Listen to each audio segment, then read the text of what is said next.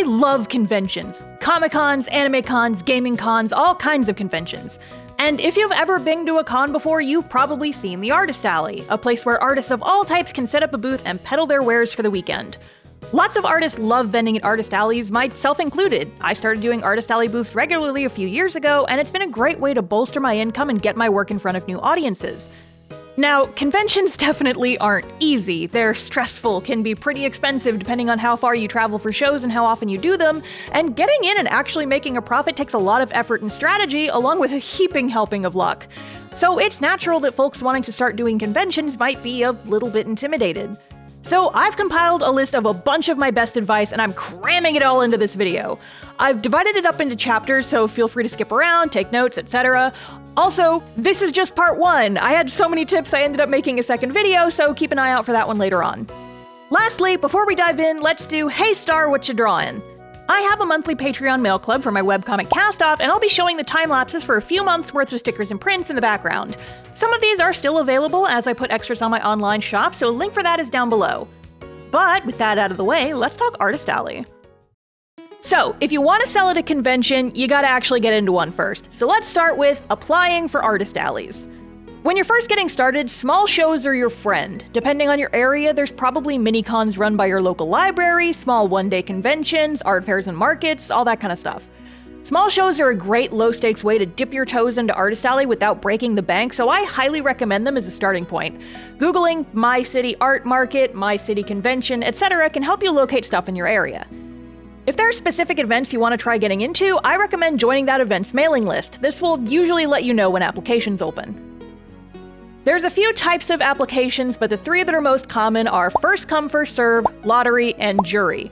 First come, first serve is exactly what it sounds like. You just buy a table, no vetting or formal application required. You usually see this at smaller shows, but depending on the popularity, spots can fill up pretty fast, so I recommend keeping an eye on when applications open and getting yours in as soon as possible. Lottery is also what it sounds like. You submit an application and entrants are drawn out of a random pool to determine who gets to be in the show. Jury is the tricky one. You submit an application along with a portfolio of your art, and the convention staff will go through and choose who gets to exhibit, which brings us to, how do you show your portfolio?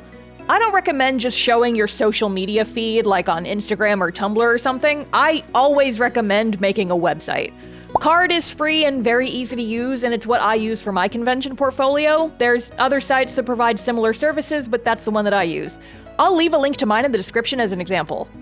I also recommend tailoring your portfolio to the type of show you're applying for. Like for an anime con, show more anime-related works, etc., etc. You kinda need to treat it like a job application. You're more likely to get accepted if you show that you'll fit in. Related to that, I recommend making a few different portfolios tailored to different show types so you don't have to constantly shift your portfolio around when applying to different shows. I usually just copy-paste my base portfolio page and add or subtract things as necessary. Make sure to read the show guidelines when preparing your application and portfolio. Lots of cons have specific rules for applications and can be pretty strict about them, and not following the rules is a good way to get your application thrown out immediately. Additionally, keep an eye on the general rules of the convention and take those into account when applying and making your portfolio. Certain shows may ban certain types of merchandise. For example, I've seen a few shows where stickers aren't allowed to be sold, so you wouldn't want to have stickers in your portfolio when applying to sell there. If a show doesn't allow not safe for work items to be sold, you don't want to have not safe for work art in your portfolio. Just things like that. Remember to be smart when submitting your application. So, you've applied for a show and gotten accepted, but what exactly should you sell? Let's talk about products. Very important tip right here at the start. Any art you plan on printing for merch should be drawn at 300 DPI or higher. That's just a general art tip, but if you didn't know that, now you know that. When drawing for print, I recommend setting your document to whatever size you plan on printing your item at and setting the document resolution to 300 or higher, but that's the minimum. I usually keep things at 300, but make my canvas way bigger than it needs to be. Most of my stickers I draw at 10 by 10 and shrink down the print, and most prints I draw at double the size. It just kinda depends on what your device can handle. Also, remember that artwork will look much darker printed than it does on your device screen. I recommend lightening your colors by 10 to 15% before printing. If you're able to do some kind of test print, try doing a few different versions to see which settings look best. Now, one of the easiest products to start with is prints. You draw some art, print it out, boom, you're done. You can get things printed at local copy and print places to start, which makes them really accessible to make. I personally recommend making prints at standard sizes that are easy to print and buy frames for. That's 4x6, 5x7, letter size, 11x17, etc. Having the same print available at multiple sizes is also a way to fill out your display more when you're first starting out. Just make sure when you're drawing the print that it can be printed at different aspect ratios without cutting off important bits. I do a lot of my prints at both 11x17 and 5x7 size. The aspect ratios are almost the same, but when printing at 5x7, it cuts a little bit off the top and bottom. So I just make sure that nothing important will get cut off when drawing the piece. Also, I recommend sticking to one small size and one large size for prints, maybe a medium size if you must. It makes pricing things a lot easier for you and a lot less confusing for your customers. Make sure you put your name and website or social media on the back of your prints. From a customer's point of view, it sucks to buy a print and then forget who the artist is and not be able to find them later. You can print a logo on the back of your paper, use a sticker with your website URL, get a stamp with your logo, whatever. Just put something there so people can find you later. If you've done a few shows and really enjoy doing prints but find it's annoying to have to constantly order more all the time, I recommend making the jump to at-home printing. It's a bit of an investment at the start as you'll need to buy a printer and ink and paper, but I've saved thousands over the years by doing all my printing at home. You don't have to worry about shipping times or fighting with suppliers if your prints turn out badly, and you can print out exactly as much inventory as you need on your own schedule. And if you're thinking, oh my god, but ink is so expensive though, depending on your printer, you can usually find off-brand inks and cartridges that are way cheaper than name brand. I'll put the specs for the printer and inks I've used for years on screen for y'all to reference. This company sells ink cartridges for $2 each, and they look just as good as the name brand. Just putting that out there. Another beginner product is stickers. People love them. You can make them at all different sizes with special finishes like holographic or foil, and they're relatively inexpensive to make. The absolute cheapest way to do this is to get your art printed on sticker paper and then cut them out yourself, but I recommend ordering a small amount through a manufacturer to test out the waters. There's tons of different sticker printing services out there that offer different finishes and have different printing prices and minimum order quantities, so I recommend browsing around and seeing what your options are. If you have any friends who do Artist Alley or make stickers, maybe ask who they get their stickers made from. There's lots to explore. If you have a little money to invest and don't mind messing around with a new program, you can get a vinyl cutter to print and cut your stickers at home. I did this for years and still do, and while it's more of an investment up front, as you'll need to buy a printer and sticker paper and the cutting machine and ink and all this other stuff, it costs much less in the long run and gives you a lot of freedom over how many stickers you make and the quality. I've used several Silhouette machines and all of them have worked well for me, but they have a slightly steeper learning curve. There's lots of videos online that teach you how to use their programs though, so definitely check those out. One thing is I do not recommend Cricut. Their machines are more expensive, break more often, and give you less working space on the paper. I guess you'd call that an anti-sponsorship. We don't like Cricut in this house. No matter what you're making, I recommend starting small and only buying or making a few of each thing at first. 10 is usually a good number that won't break the bank to order from a supplier and won't be super hard to get rid of if the thing doesn't sell. Test the waters, see how long it takes for those 10 to sell, and then order or make more based on that data. Don't make the same mistake I did and order 50 of each print for your first convention right off the bat and be stuck throwing them away when they barely sell.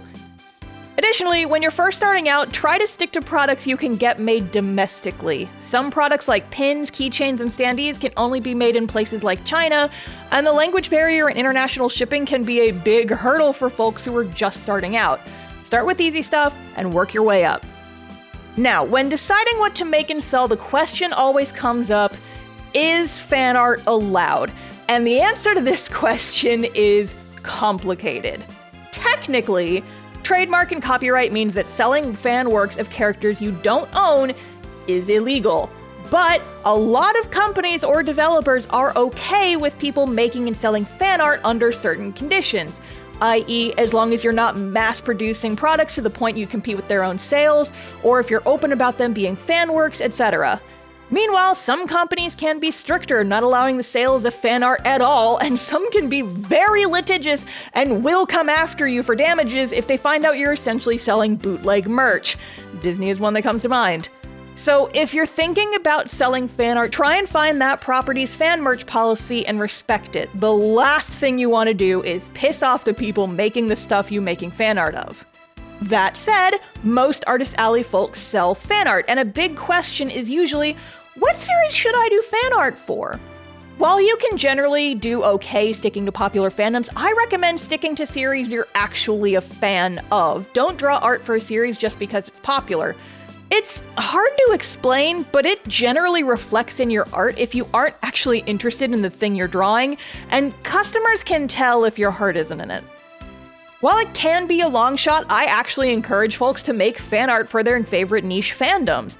Everyone and their mom does fan art for the popular series, but in my experience, if you're the only person selling someone's niche fandoms, the wallets get brought out immediately. I'll give an example. Most of my biggest fandoms are pretty niche. Stuff like Rune Factory, Bravely Default, Idolmaster, Somnium Files, and usually only one or two artists will be selling merch if there's any at all. So if I see anything for those series, I'm probably gonna buy it. A lot of times my offerings for niche fandoms outsell the popular ones because there's less competition and the fans are more excited to see things that they might not usually see. While most of your work for conventions is likely to be fan art of shows or movies or games, I always recommend having at least a little bit of original merch on the table. Because consider, what if someone really likes your art but isn't in any of the fandoms you're selling merch of? I know I found artists whose work I love and I would love to buy some of their art, but all they have is fan art from series I know nothing about. I'd much rather buy art of someone's OCs or just something generic and pretty looking than something from a fandom I don't know. So don't shy away from original work. Additionally, people always ask about fan art versus original art and how much you should have of each, but there's a secret third category that often goes unspoken in these conversations. Generic art. Basic designs that are just cute or pretty, things that don't require an emotional attachment to a character or series to enjoy. Because think about it, lots of young kids will drag their parents to these conventions, and parents love to see things that they recognize that aren't necessarily attached to a fandom.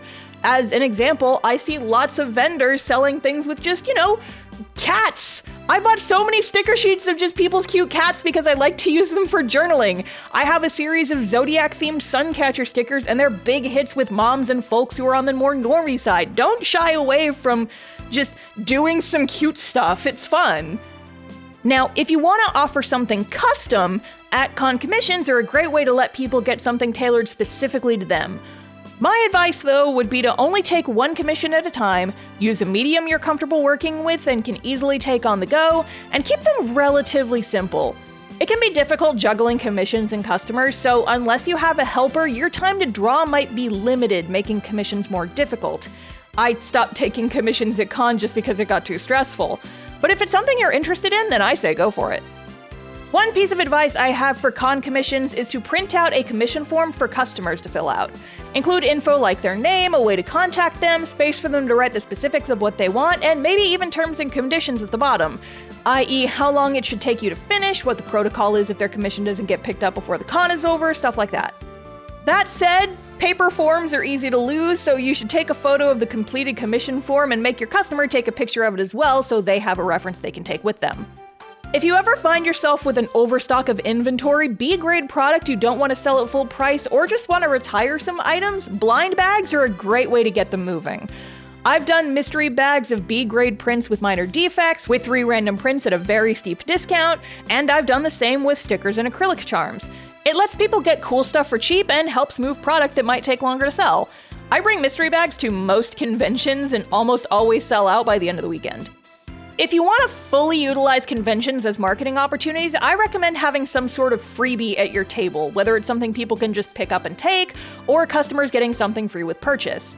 I've had really good luck with bookmarks. They're useful, so people are more likely to not just throw them away, and the designs have art for my webcomic on one side and a synopsis and the site URL on the back. If people like the art of this thing they stare at while reading, boom, you've just given them one more thing to read.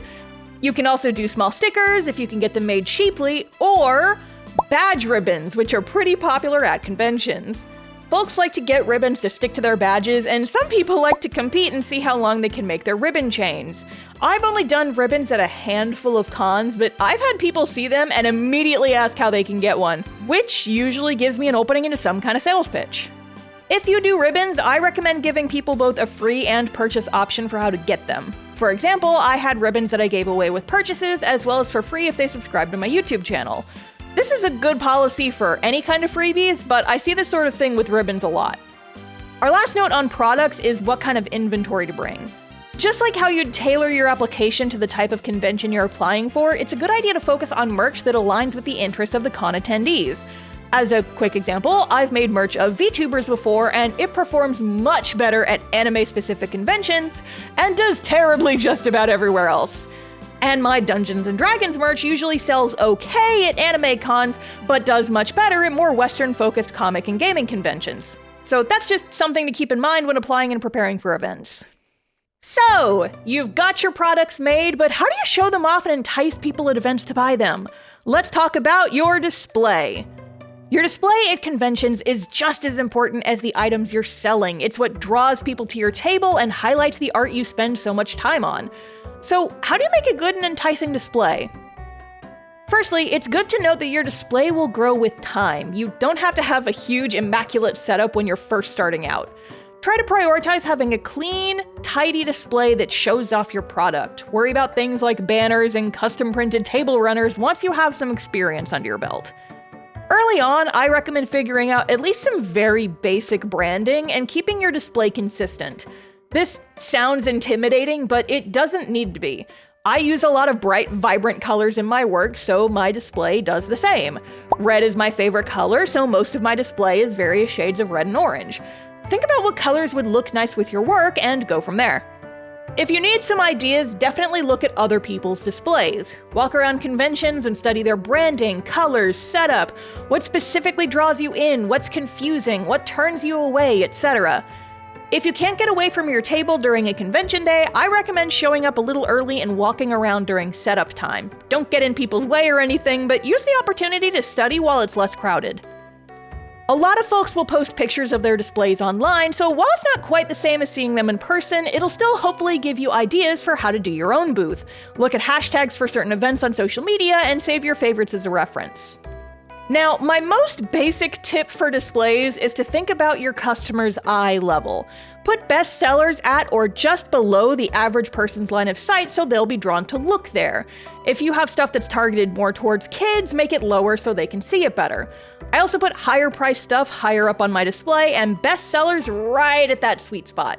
This is what grocery stores do too, and you can learn a lot by studying some basic store design principles.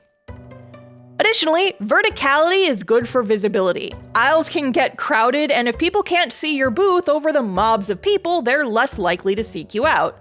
I've done some very crowded cons before, and earlier on, my table wasn't really visible over people's heads, and I got passed by a lot as a result. A lot of people display prints above their table, myself included, as prints are pretty easy to understand and recognize even from a far distance. Related to that, don't just lay things flat on your table. It can make it seem like you don't care about the work you're selling, like you just showed up and plopped a bunch of stuff down wherever. Try getting some little easels to angle things upward, some kind of tiered display to show things off better, or, the favorite of many, cubes. Lots of artists, myself included, use these modular storage cubes to build our displays. They're intended for shoes and closet storage, but they're lightweight, easy to build and tear down, and are extremely portable. They come in a few sizes and colors, so you can pick and choose what kind to use.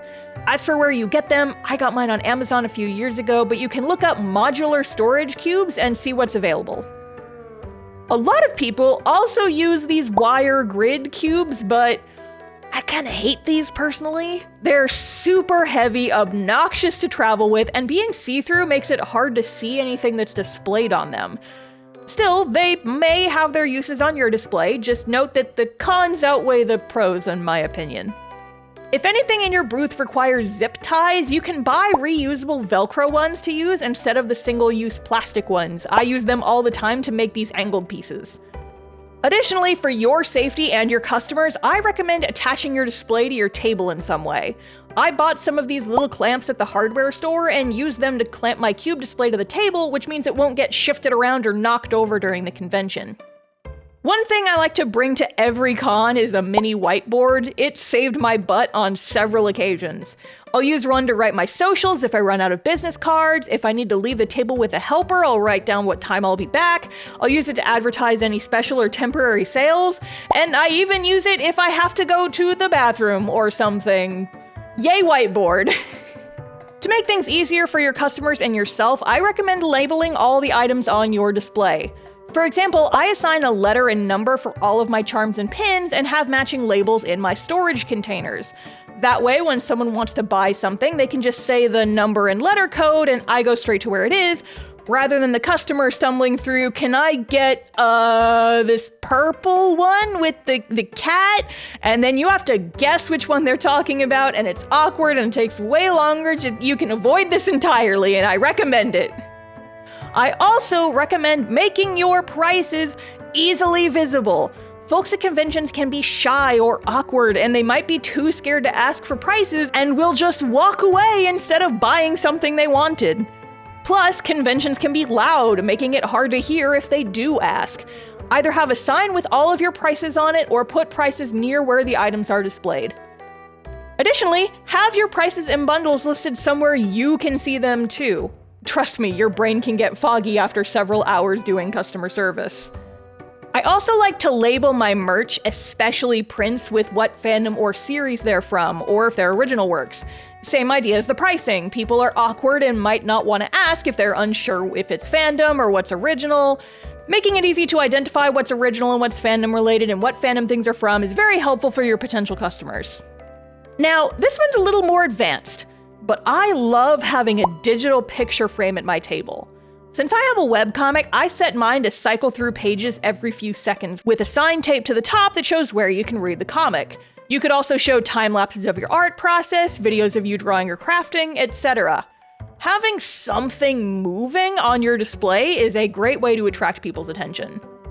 Business cards! Make them! Include your name, your website, your email, and relevant social media. If you have an online store, slap a link on there. Include a sample of your art. Simple is better. Keep them clean and easy to read. Office supply stores usually do business cards for pretty cheap, and you don't need to do anything fancy with them, but I recommend always having them so people can find you easily after the show.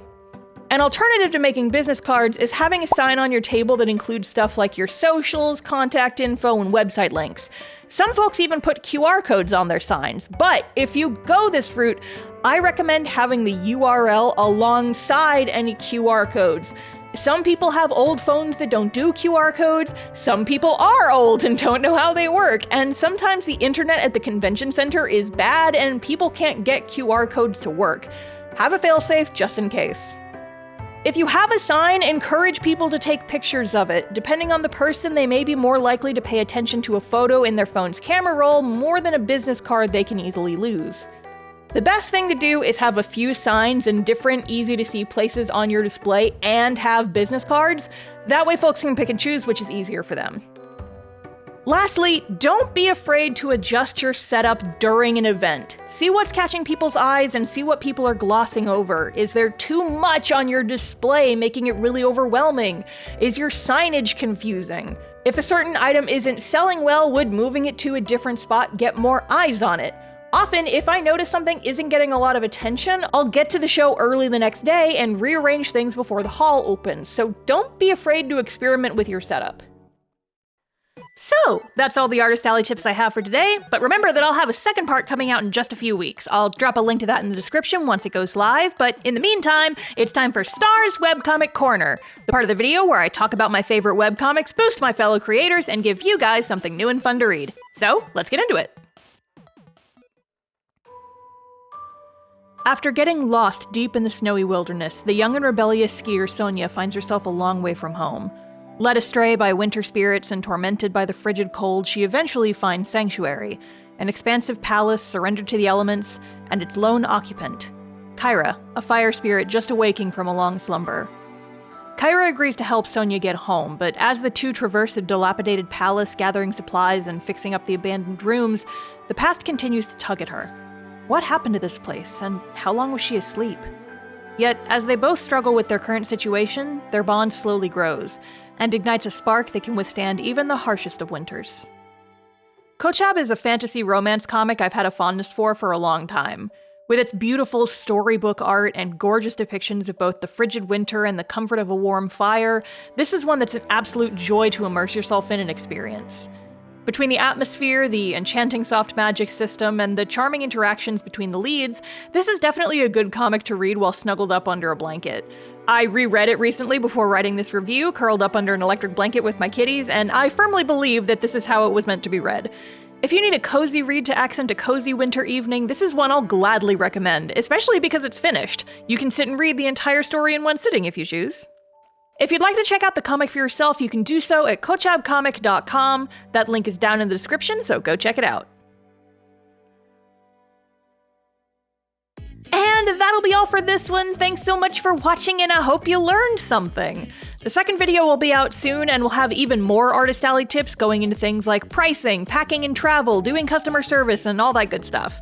I'll include a link for that here once it goes live, but make sure to subscribe so you don't miss it. Thanks as always to my lovely Patreon supporters, and a special shout out to the wonderful folks on my video shoutout tiers, Holly, Mr. Donmatsu, Alyssa Herzog, and Neon Valkyrie. Thank you for funding this educational yap session. Anyway, that'll be all for this one. Fare thee well, friends, and I will see y'all next time. Bye!